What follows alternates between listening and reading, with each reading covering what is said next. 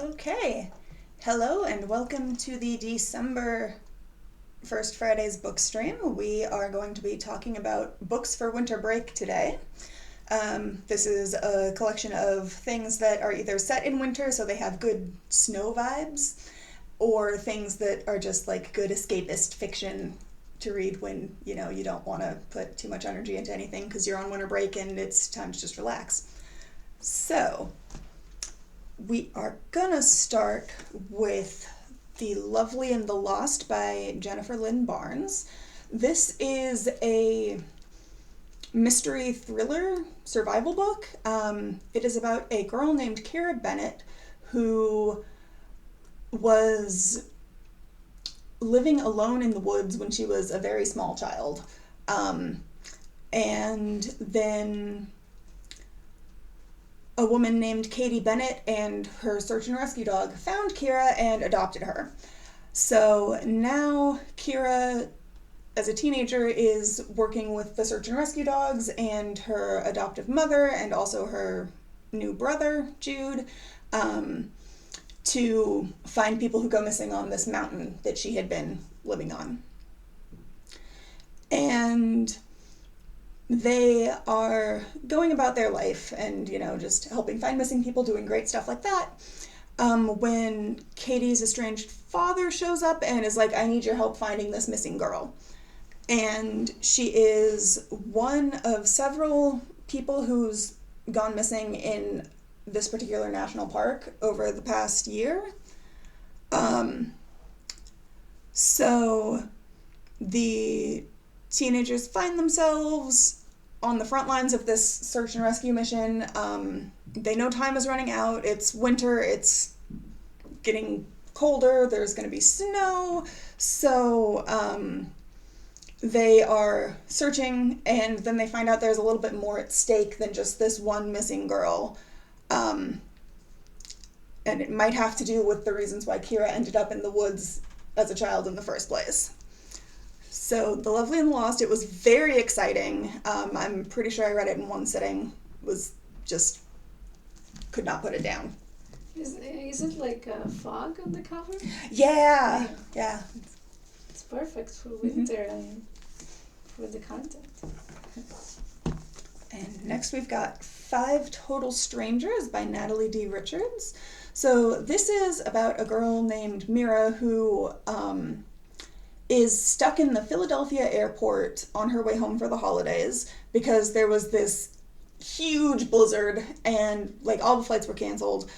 She has no idea how she's going to get home. So she ends up sitting in the airport next to her seatmate for the flight, and she's like, hey, me and my friends are going to rent a car. Do you want to come with us? And Mira's like, yes, I will come with you. And then when they're in the car, she finds out that Harper and her friends aren't actually friends. They don't know each other at all. And they all have some secret, so they're all dangerous. And so now she's stuck in a car with 4 people she does not know who pretended to be something they were not. And the blizzard is coming, so the roads are really bad, and they keep sliding all over the place, and things in the car start going missing randomly, and Mira starts to suspect that somebody is trying to stop all of them from getting home, somebody in the car doesn't want the rest of them to get home alive. So she decides to try to figure out what's going on and stop it so she can get home safe to her family, but she may not make it because of the weather and also the terrible people she's with. The ride mates. Yep. That's why you don't take a car ride from strangers. No, do not go in a car with strangers, especially not in a blizzard. That sounds very creepy. That sounds like a nightmare. Okay, so The Starlight Claim by Tim Wynne Jones is about a boy named Nate, whose best friend Dodge goes missing on a lake a few months before they were supposed to go to Nate's family's winter cabin for, the winter. And they were going to go by themselves for the first time without Nate's dad, who's big on survival and like prepping and being all prepared for all sorts of things. But then Dodge goes missing, and Nate decides that to honor his friend, he's going to go on this trip anyway, all by himself. And he is hoping that when he goes there, he'll be able to maybe find some clues about where Dodge went, because the cabin is on the lake where he disappeared. But when he gets to the cabin, he finds that it is actually occupied right now by, I think, 5 men who have escaped from the maximum security prison nearby. And so obviously Nate cannot get into his cabin. He can't let them know that he knows they're there, because they're very dangerous, as evidenced by the fact that they escaped from a maximum security prison. And so Nate has to rely on all of his survival instincts that he's learned from his dad and all of the camping trips they've taken over the years in order to both survive this winter trip without any sort of shelter, because his shelter is taken by dangerous men, figure out how to solve the problem of the dangerous men in the cabin, and also try to find clues to how his friend went missing. And it starts storming, and things just start spiraling out of control then, even though they were kind of already out of control, I would think, but just gets bigger and worse, much like in 5 Total Strangers. So he has to do all of this if he wants to make it back home alive. And this one was also very tense. Like, it's not a very long book, so it just does a really quick build, and like it's another one where you can't put it down. Very suspenseful. Yes. So those were... Not a place you don't want to be. Yes. 3 thrillers for you, if that's your idea of escape. And I will talk about, this one have some elements of fantasy and romance, so we're going to transition to something a little lighter. So this one is called 3 Kisses, 1 Midnight. It's by Roshani Chokshi, Evelyn Sky, and Sandhya Menon. Yeah, I'm sorry if I didn't pronounce it the right way, but this is what I have. So 400 years ago, the town of Moon Ridge was founded. There was a legend of a young woman who disappeared at midnight and lost the life she could have had with her dearest love. That's because her life got cut short.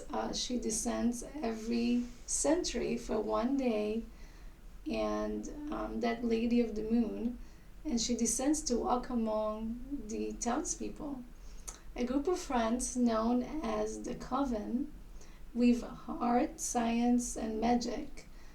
Their names is Ani, True, and Ash, and they believe the stars will align and they will get the healing from women they deserve, especially with the help of Ani's grandmother's love potion, as you can see on the cover.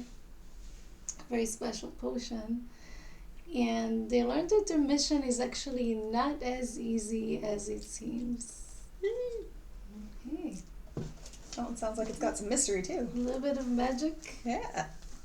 So continuing with fantasy, this is The Crown's Game.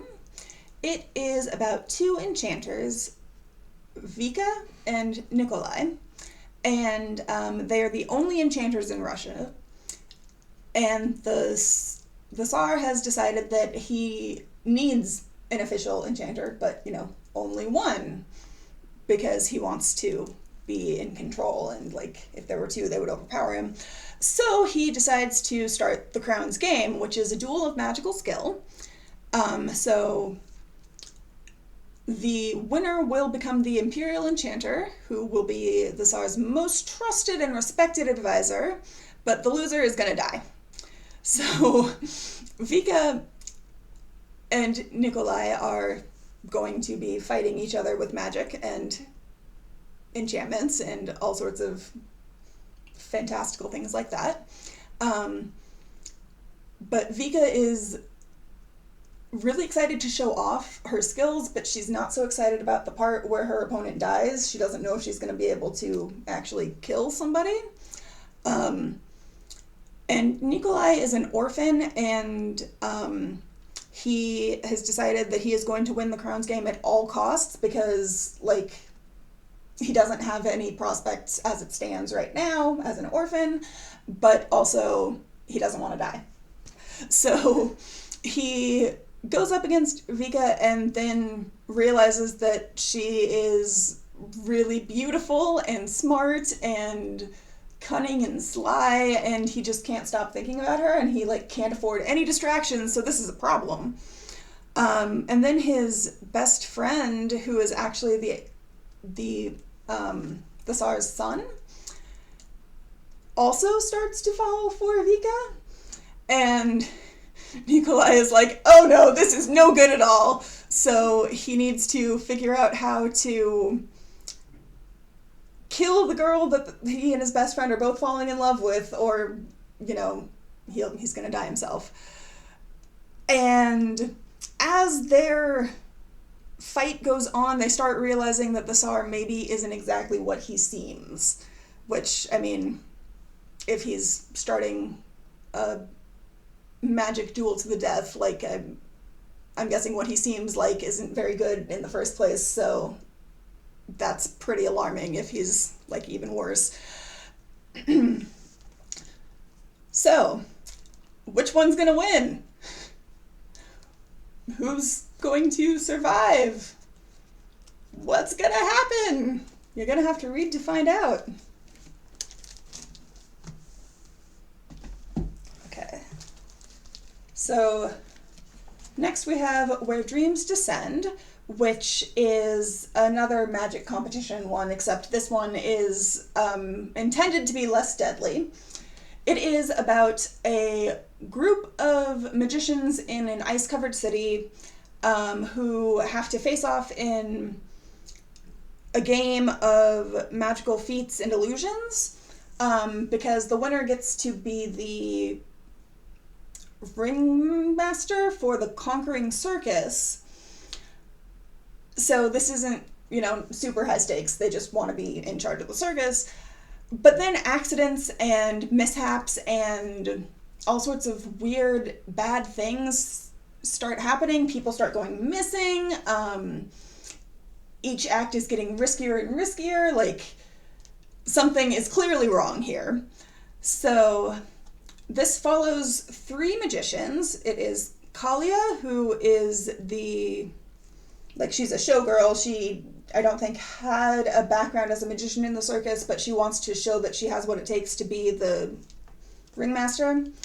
There is Jack, who is the, like, most experienced magician, I think. And DeMarco, who is actually a judge of the contest. So they are all fighting against each other, and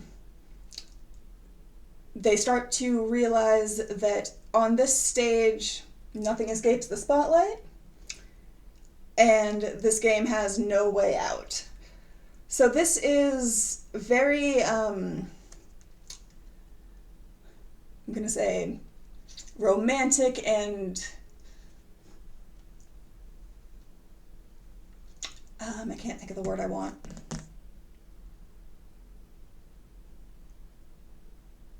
Yeah, no, it's gone.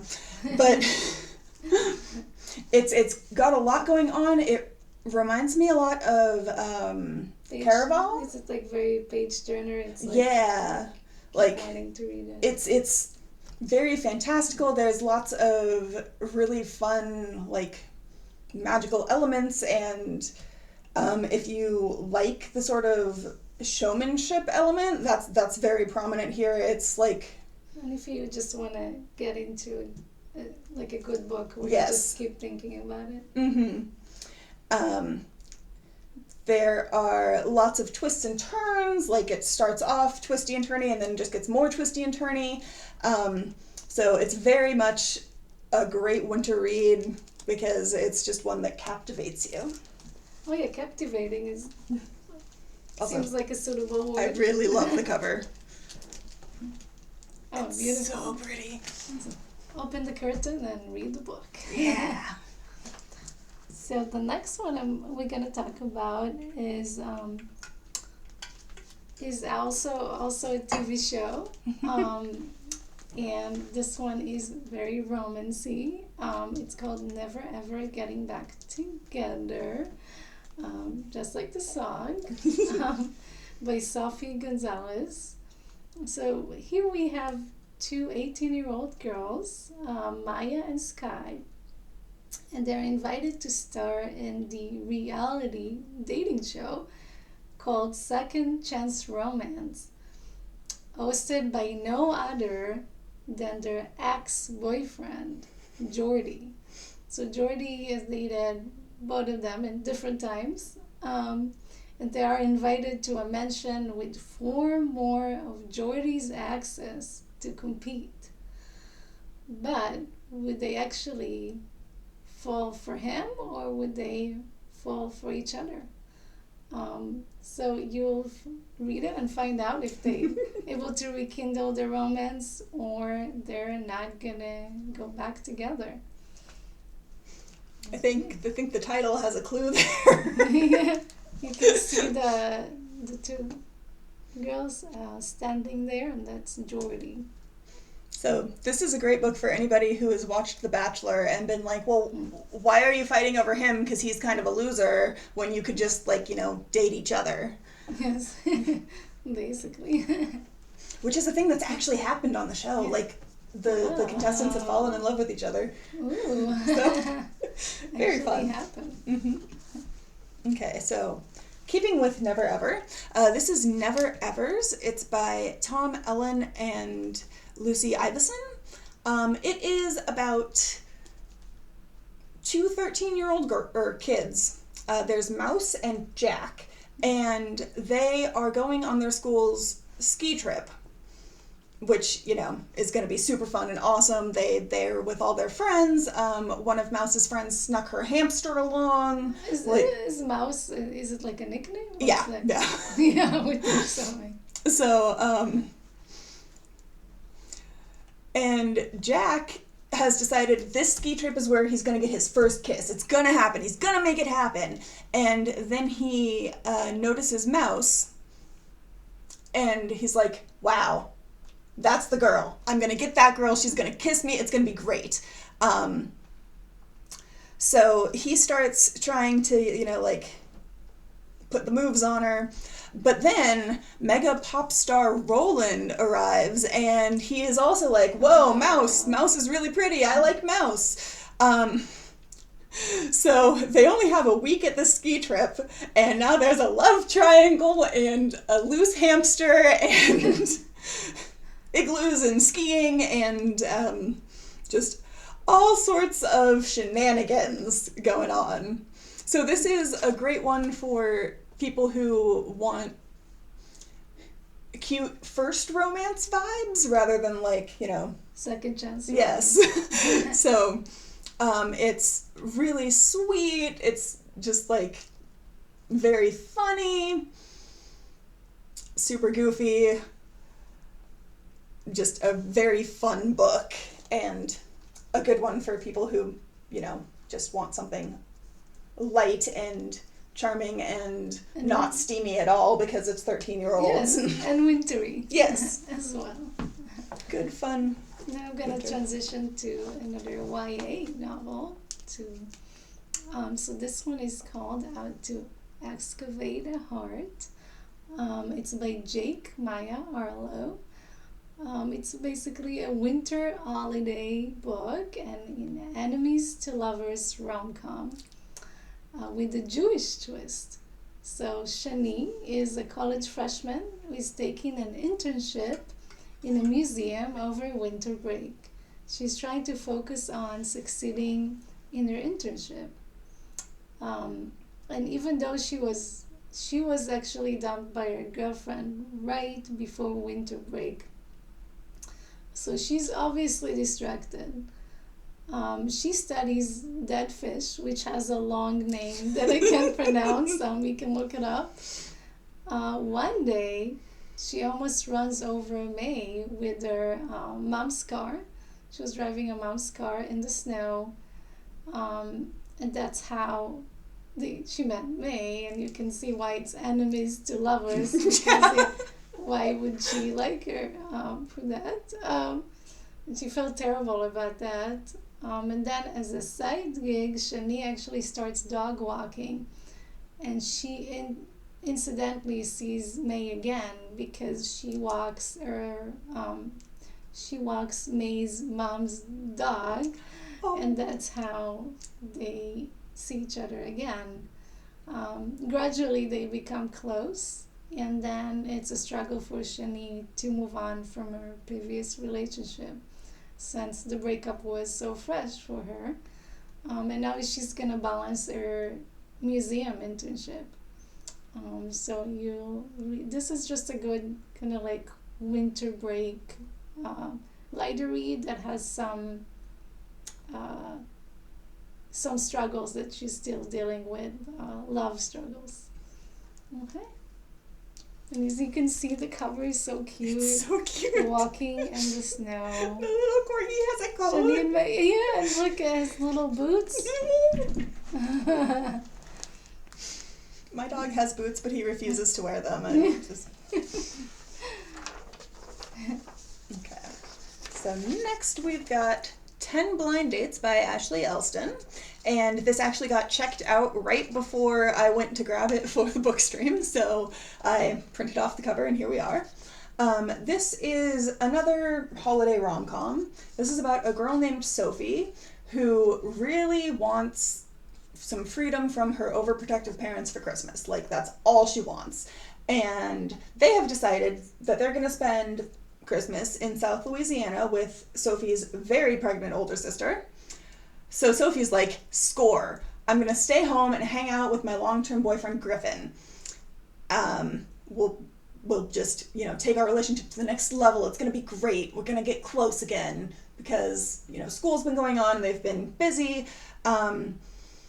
So she's really excited, but then Griffin is like, I actually want to break up with you.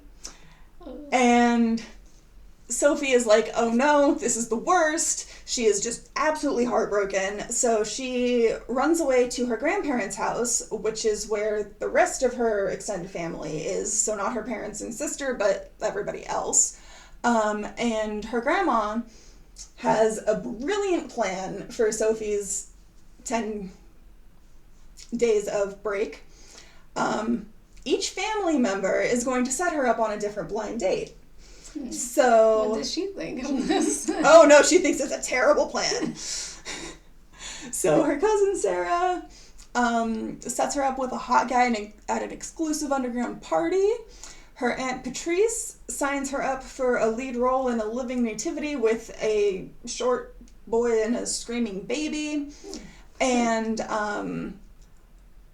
there's another one at a drive-in theater that really, really does not go as planned. Like, there are just all sorts of kerfuffles going on with Sophie's 10 blind dates. But then Griffin shows up, and he's like, hey, I thought about it, and I actually don't want to break up with you. Can I get a second chance? And Sophie's like, because she already met a few. Yeah, she's already started going on these blind dates, and she thinks she might have started getting feelings for somebody else who is definitely not available.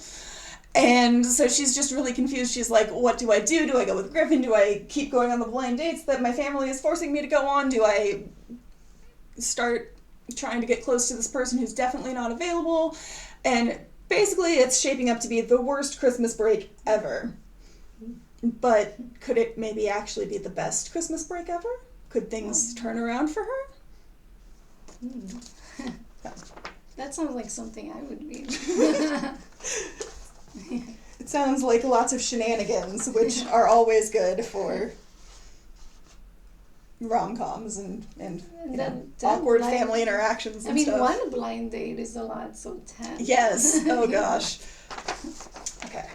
So, keeping up with holiday romance, this is Whiteout. It is by a whole bunch of different authors who actually wrote another book together, Blackout. So, I don't know if this one is a sequel or if it's just like they enjoyed writing that one so much they decided to team up on another one. So, like a spiritual sequel, I don't know. But this one is about a high school senior named Stevie who is a science genius, but she's maybe not so smart about matters of the heart.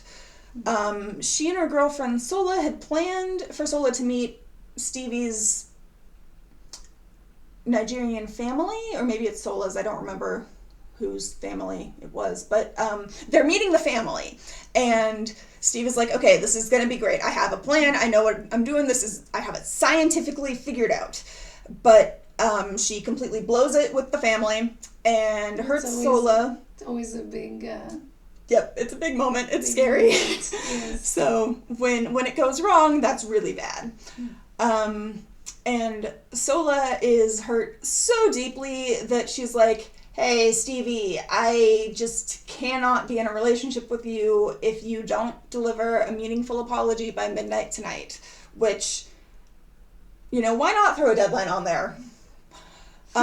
Stevie is like, oh gosh, this is bad, I have to apologize. So she comes up with this fantastic plan and is like, I'm gonna get all my friends to help me.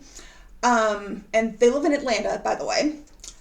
And Atlanta is now in the middle of a snowstorm, so it's maybe not so much by like Chicago standards, because we get a lot of snow, we know what that's like, but Atlanta is in the south and they're like not a snow town. So everything is in chaos. Yeah, they're not ready for this. Yeah, everything starts closing down. So Stevie and her friends band together to pull off the most epic apology of Stevie's life. But are they going to be able to make it happen in spite of the storm? And this is one of those books that's just very fun and romantic, but also funny and goofy, and it's always fun to read stuff that's written by multiple authors, because like you can sort of pick out the parts that are written by each person, so I like doing that. And Blackout was really good. This one's really good. It is also checked out, if I didn't mention that, that's why I've got the printout. And the cover is great. Yeah, they're in a snow globe! And Atlanta's in the background. Love will keep you warm. So cute. Okay, so yeah, the book is adorable. Okay, so we are gonna talk about The Life and Crimes of Woody Rosen by Isaac Bloom. So Woody is Orthodox Jewish. And he's, of course, coming from an Orthodox Jewish community, and all his community has moved to another town. And this new town is a non-Jewish town.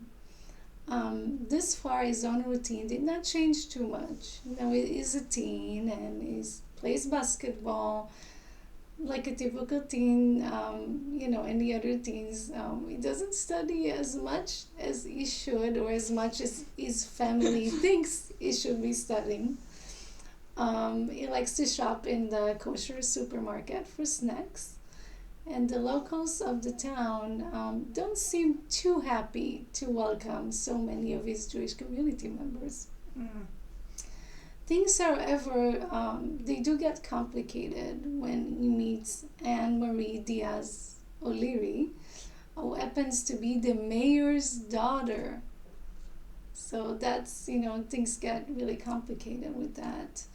And soon the town starts to have more anti-Semitic crimes that escalate to be deadly. So Udi is now caught between his love, basically his first love, and his community. So it's a very tough situation that is in. Talking about anti-Semitism is a very serious issue that still going on, unfortunately. We do have an event coming up, so look at our calendar for that, about the topic. So if you're interested, sign up to watch the Zoom program.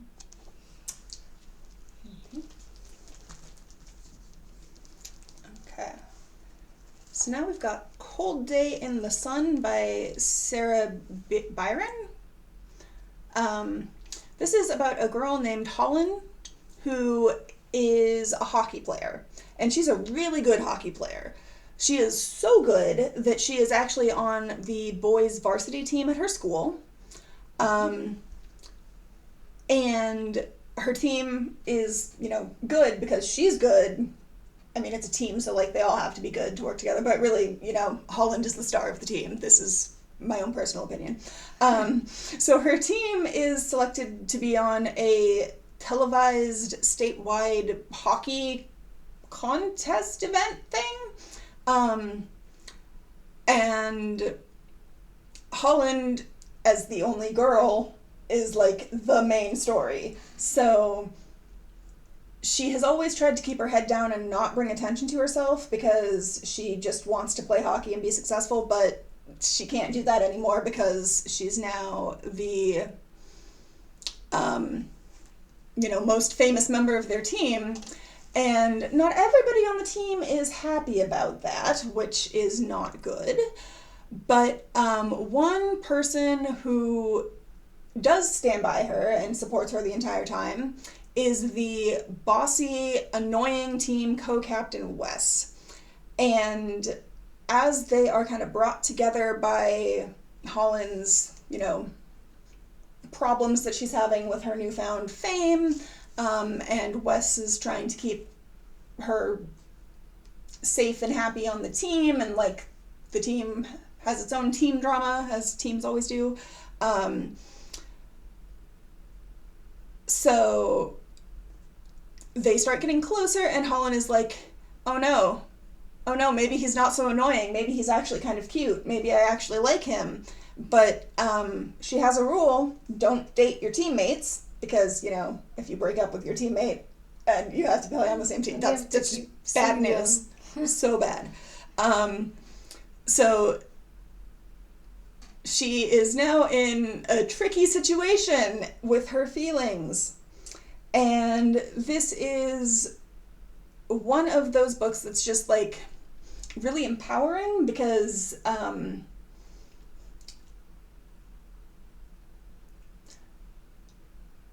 books about girls in boy-dominated sports are always interesting, because that's just an interesting story. So this has that going for it, and it's got the whole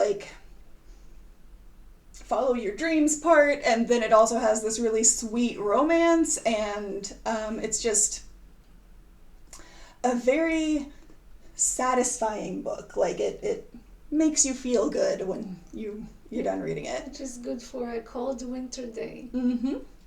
A cold day in the sun, perhaps. Oh, yeah. Ooh. So yeah, if you want romance and the girl power struggle, then this is definitely a book for you. Also, if you like hockey, there's a lot of hockey in this book, obviously. So great choice. Now we've got Since We Last Spoke by Brenda Ruffner, and it is about two kids who are neighbors. Their names are Aggie and Max. They admitted their feelings for each other last December, and everything was beautiful and endless. They were like, I love you, and it just seemed like it was the start of something magical, but then it stopped being magical because their siblings got into a fatal car accident. So there is now a restraining order between the families. They are not supposed to talk to each other, and so Max and Aggie have avoided each other for an entire year. And it just doesn't seem possible that they're ever going to get a second chance, because they're not supposed to talk to each other, so they've never felt more far apart, even though they share the same driveway because they're neighbors. So they keep seeing each other. Yeah, but not on purpose. So it's also a small town. So Aggie and Max eventually do get back together with that, like, that they hang out at a mutual friend's party, and like this is the first time they've talked to each other in a year. So they want to start rebuilding their relationship now that they've reconnected. But then Aggie's little sister runs away from home, and it is related to her father's fits of rage, and now Aggie and Max have to try to mend the broken pieces of their families and, like, end all of the animosity in order to eventually, like, make their love work. So this book is just absolutely heartbreaking. There's a lot of really emotional stuff. You're probably gonna cry. So just one of those really beautiful books about loving in the midst of grief.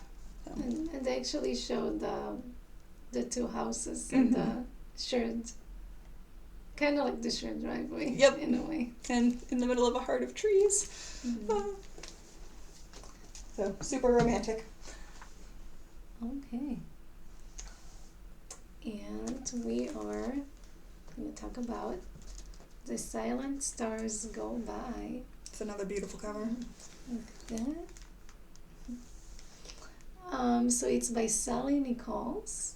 Margot's life was turned upside down 3 years ago when her fiance Harry went MIA during the Great War, which of course happened to a lot of soldiers during that time. She was also left with a secret that threatened to ruin the reputation of her family and her life. So as the vicar's daughter, which is a pretty important part of the community, and Margot had to keep this to herself, that secret. Will you find out what it is once you read the book? And now it's Christmas time, 1919, which fits wintry reads.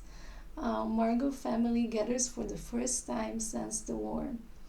And surprise, surprise, Harry, who used to be her fiance, was missing in action, returns, hoping to rekindle the romance with Margot and continue from where they stopped.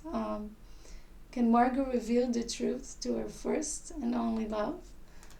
So you'll have to read and find out. So this is historical fiction, has some romance in it and some family drama, family conflicts. So you can read it and find out for yourself. Okay. And then the next book is Love in English. And this one is by Maria Andrew. And also a really beautiful cover. You see Anna, and she's 16 years old, and her passion is poetry. She moves from Argentina to New Jersey, but since ever she moved, she has a writer's block because there's a lot going on, and she's trying to write in English, and language barrier, and she does not want to stay in the U.S. From that experience, until she meets Harrison in her mathematics class. Meanwhile, she starts to spend more time with Neo from her ESL class.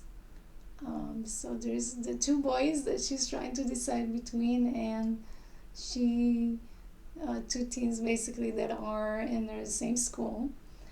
And she finds out that figure out the language of love is actually more complicated than learning English and the English grammar, which of course, if you're coming from another country and trying to learn English grammar, that's really hard. It's really English has so complicated. many weird grammar rules. So that's what this one is about. So this is pretty much like a school romance slash moving to another country and going through that adjustment. So here it is. It's a good book for winter break. And finally, we've got Victor and Nora, A Gotham Love Story by Lauren Miracle. This is set in the Batman universe. So, if you've ever seen the Batman animated series, like the original one from the 90s, you will know that Victor is Mr. Freeze. So, this is fun. This is taking place when Victor Freeze, I just realized that his last name is literally Freeze and he's Mr. Freeze. Wow, okay. So Victor is 17 and his brother has just died in a tragic house fire. And Victor feels responsible for that fire. And his parents have isolated themselves and he's like, I'm not going to love anybody ever again. Like, I'm just going to dedicate myself to science and I'm going to just, be a scientist. He's just going to not interact with people. But then he meets Nora, and Nora is a very big person, like big personality. She's full of life. She is living life to the fullest. She's just very... She looks very fierce. Yes, she is. She also has just learned she is suffering from an incurable illness, and it's fatal. Like, it's going to kill her. So she decides that she is going to take her life on her birthday to go out on her own terms, because that's the way she's always lived life, is on her own terms, and that's how she wants it to end as well. Victor and Nora meet at the cemetery outside of town, and it quickly spirals into a beautiful romance. Like, she melts Victor's cold heart, and he starts to feel like he can love again, like life is okay, like maybe not everything is bad all the time. But then he learns about Nora's illness, and he is like, okay, well, I'm going to use science to figure out a way to save her, because he does not want to lose another person he loves. So he's going to do whatever it takes to keep her alive. And obviously this is going to cause some conflicts, because Nora has a very strong mind and does not want somebody else to make decisions for her. But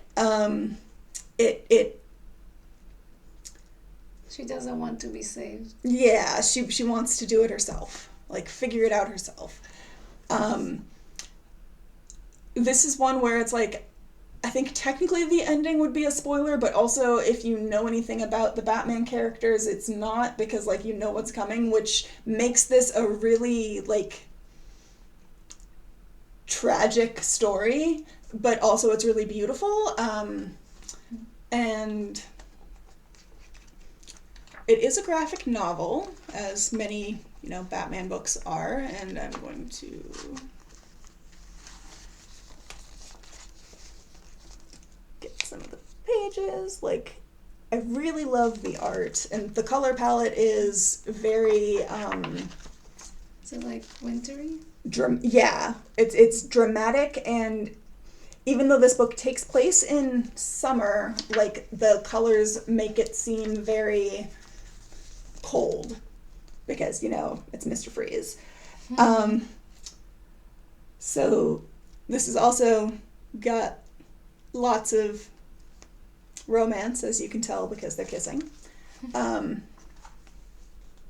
And lots of science stuff. So if you want a beautiful tragic romance, if you like Batman backstories, if you like Batman the Animated Series, this is definitely a book you're going to want to read. Okay, and so that is the end of our book list for the month. But... Oh, we can do what we do and try to all as many books as possible. So there is something else to bring up. Starting in January, so January 3rd is the date that I've got on the calendar, we are going to start doing book subscription boxes. So you are going to be able to sign up for what we call a biblio box, and you'll fill out a form and put in, like, these are books I love, these are books I hate, these are things I'm interested in, these are the types of things I want to read, and the wonderful librarians here will find some great books for you to read, and you will get a box with your books and also a bunch of other fun goodies and swag. So I participated in the test run, and they did a great job picking books. Like, it was so good. So I highly recommend signing up for this. It all is these goodies and and box. It's designed for ages about 14 and up, because it's going to be pulling from the YA collection and the adult collection. So yeah, highly recommend that. And we also have winter reading coming Winter up. reading is coming up.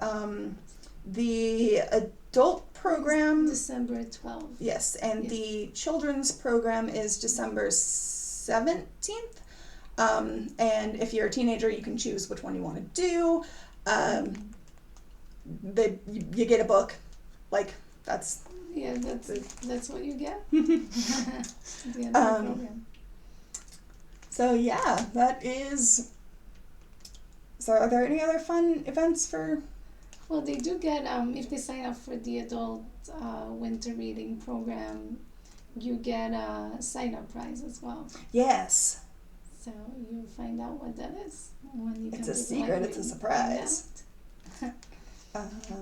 So, yeah, the library is still very exciting during winter breaks. Yes, indeed. Come and visit us, and We also have Study Break Lounge coming up. we do. Yes, so... Doing finals. So stop by during finals, and we will have, I think, some goodies. There's going to be pizza one of the days. I think it's on the Sunday of finals. And yeah, we've got a lot of stuff coming up in January on the calendar. I'm looking at it right now. Just super cool stuff, like the virtual talk from an astronomer. So check out our calendar, and also check out some books. Okay. And happy holiday season, because the next one is going to be in January. Yes. Try to stay warm. Yes.